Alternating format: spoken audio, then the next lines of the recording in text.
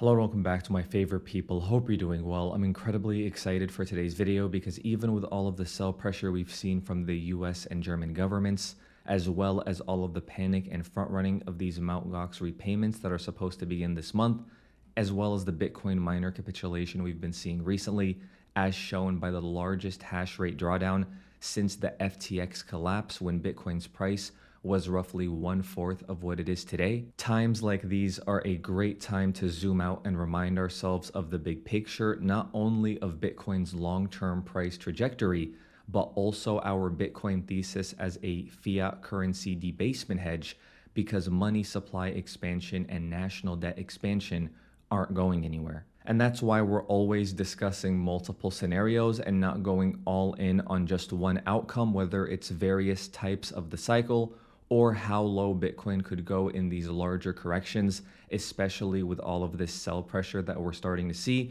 And even though a left translated cycle was possible for a while because of all that euphoria and excitement surrounding the ETFs, I'm actually happy we didn't get that high before all this sell pressure showed up. Otherwise, the drop would have been that much more aggressive, and the failed cycle scenario is still a possibility if the Fed were to break something terribly in the economy with these elevated rates and we enter some deep recession. But for me, until proven otherwise, the normal cycle is still my base case, and that could mean we bottom around this area or we go a little bit lower to the 50s. My worst case for a normal cycle is the 40,000 range where the ETFs were launched, and also our mid-level from the bottom to our recent swing high. But of course, it's impossible to know that for sure. So I just keep my eye on positive outcomes and keep my eye on potential downside buy targets and just remain as conservative as I can be with my portfolio. And although everybody is spreading a lot of fear and panic right now, the best thing about these sell pressure narratives is they're all temporary. Eventually, the US and German governments will sell off all of their Bitcoin until the market absorbs it,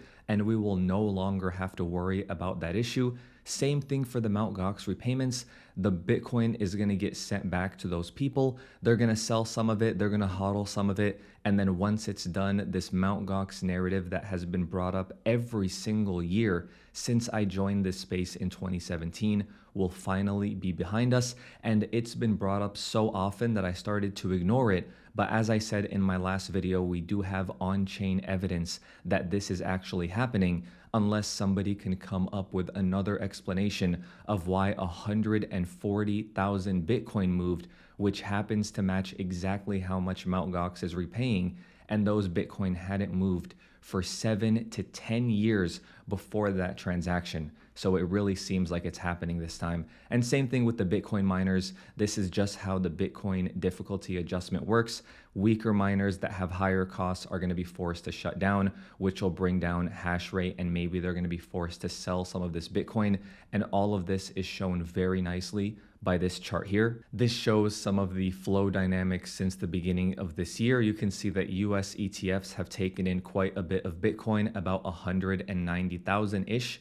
But you can see miner reserves are negative on the year, which means miners are selling more than they're hodling of their existing reserves. And then same thing for new Bitcoin mined. There's a little bit of Bitcoin being mined every single day, and a lot of it is being sold off. And of course, at the bottom here, the big one, you have long-term holders selling. And of course, a lot of that is grayscale. Maybe some of that is the Mt. Gox Bitcoin that has moved as well. It's hard to know exactly who these long-term holders are, but it's clear that older wallets have been sending some Bitcoin to exchanges and moving that Bitcoin because perhaps they're taking profits at these elevated prices. And of course, this is something we've discussed for a while and something we saw coming and something we've seen roughly every single summer outside of 2021 and 2017. There's always a different narrative. There's always a different seller and a different buyer.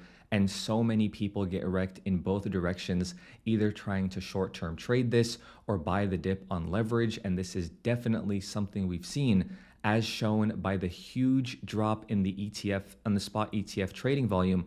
Look at the difference between the launch in January and then the peak hype and mania we saw right in late February, where of course Bitcoin was hitting that swing high in the beginning of March. And then it's been just a slow bleed of attention and trading volume, which is what we expect to see in these low liquidity summers.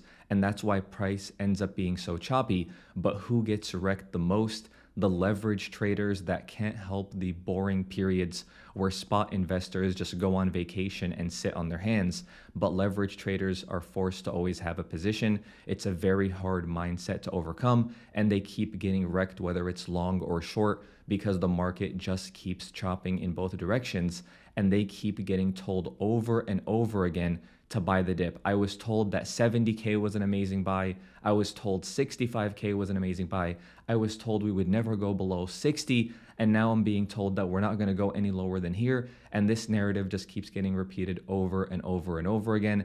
And then every time the market has a small bounce, everybody starts FOMOing back in and saying, here comes alt season, we're so back. And then the sellers step back in and we chop around some more. And that's just how Bitcoin summers are.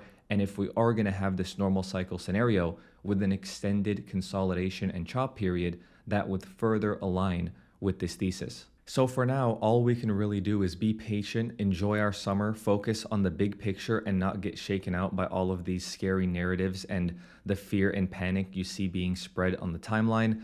Bitcoin's chart doesn't look great as of right now. I don't usually believe in equal lows holding. If anything, I expect a lot of longs to get liquidated if this is going to be some type of bottom or recovery, or maybe we get another bounce on the same level before putting in that lower high and rolling back over. It's almost impossible to know. What I'm really focused on is where I want to buy. I'm very interested in nibbling and adding some positions in the low 50,000s.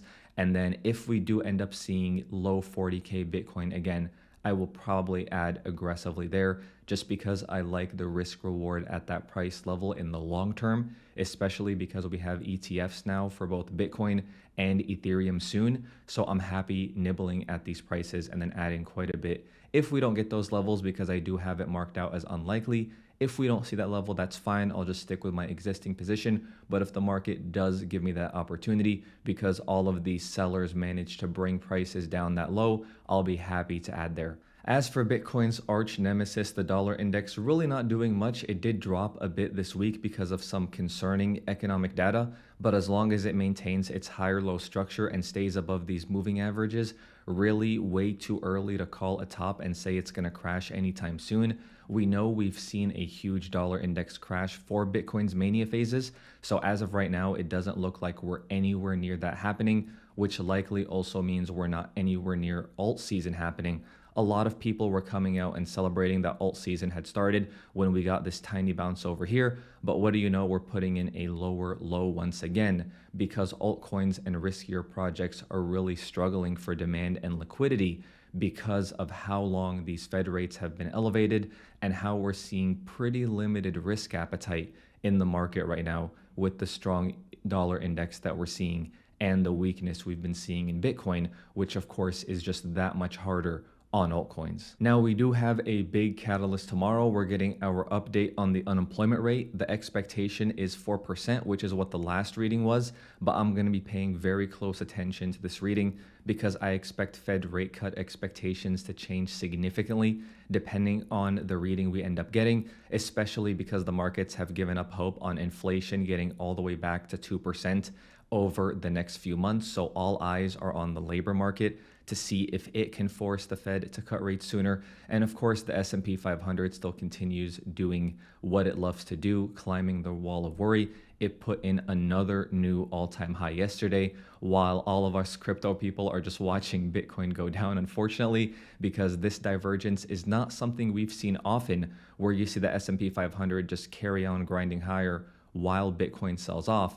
The biggest last time that happened was in 2019, and it's one of the more painful periods because we're further out on the risk curve buying something like Bitcoin because we think it's going to outperform, but then here it is in the short term as we watch tech stocks rally greatly and Bitcoin sells off. But hopefully this is just going to be temporary and one of these is lying and we're going to see either Bitcoin bounce and start following the S&P 500, or the more concerning scenario would be the S&P 500 rolling over and Bitcoin kind of showing the writing on the wall because it's a little bit more sensitive to liquidity and tends to move a little bit earlier than the S&P 500 does, like we saw in the 2017 peak where it peaked before the S&P 500, and then same thing in 2021. We saw Bitcoin peak in November, and then the S&P 500 peaked 1 month later. And I don't think this is going to be some major macro top, but I'm not opposed to any scenarios and I'm still open to it being the case, but we're going to have to monitor and see what happens. As for Ethereum, things looked a lot better when we were holding the 20-week moving average and we were holding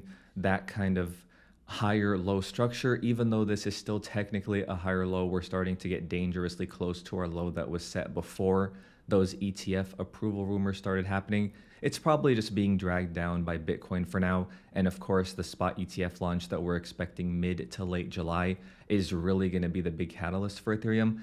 Doesn't look terrible, but also doesn't look great. And we really need to stay above 2,900 if this uptrend is going to continue. Otherwise, things could get ugly. And of course, we have the Grayscale Ethereum Trust to worry about when that unlocks, when these ETFs go live, just like we had to worry about GBTC when the Bitcoin spot ETFs went live. So of course, we'll continue monitoring this.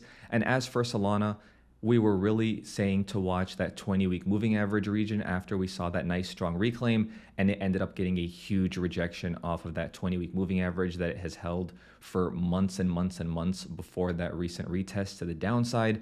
Of course, it's being dragged down by Bitcoin as well, but we still have a couple of days to go before the weekly close.